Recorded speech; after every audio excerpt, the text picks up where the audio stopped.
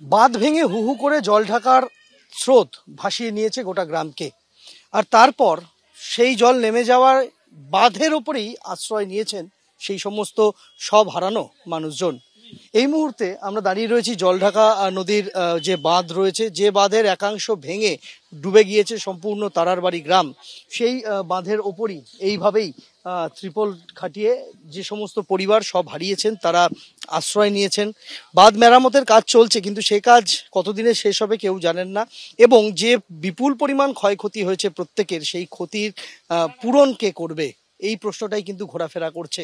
বাড়িতে অসুস্থ মানুষজন রয়েছেন, বাড়িতে ছোট ছোট শিশু নিয়ে থাকছেন প্রত্যেকে। খাবার যা জুটছে তা যথেষ্ট নয় এমনটাই বলছেন তারা। এবং তারা এটাও বলছেন যে চিকিৎসার যাবতীয় যা কিছু ছিল ঘরে, তা প্রেসক্রিপশন থেকে শুরু করে ওষুধ সবটাই ভেসে গিয়েছে বানের জলে। এবার কি হবে? চিকিৎসা কোথা থেকে জুটবে? কিভাবে পড়াশোনা হবে? বই খাতা সব ভেসে গিয়েছে ছোট ছোট বাচ্চাদের। যারা বয়স্ক মানুষরা রয়েছেন তাদের খাবার জুটছে না সময় মতো। যেটা ত্রাণ শিবিরের থেকে দেওয়া হচ্ছে তা মোটেও যথেষ্ট নয় এমনটা বলছেন এই সমস্ত মানুষজন। ফলে এই মুহূর্তে বিপুল সংখ্যক এলাকা সম্পূর্ণভাবে ধ্বংসলীলা চলার পর ঘুরে দাঁড়ানোর চেষ্টা চালাচ্ছে। এবং সকলেই চাইছেন যে সরকারি সাহায্য এসে পৌঁছাক, তারা যাতে আবারও নিজেদের বাড়িটা গড়ে তুলতে পারেন।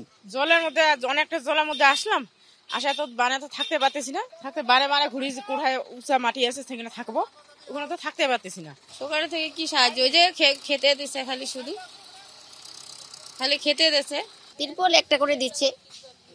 পরিবারে আমার 7 জন লোক, একটা তিরপলে হয়। বাড়িতে কিছু নেই, সব ভেসে গেছে। গরু ছাগল, আমার একটা টোটো ছিল তাও ভেসে গেছে, বাইক ভেসে গেছে। কিছু আনতে পারি নাই, জিনিসপাতি সোনা গহনা সব চলে গেছে। 10,000 টাকা আসলো, 10,000 টাকাও চলে গেছে। এখন যে বাচ্চাকে কি খাওয়াবো তার কিছু নেই। পার্থপ্রতিম রায়ের সঙ্গে সন্দীপ সরকার, এবিপি আনন্দ, জলপাইগুড়ি।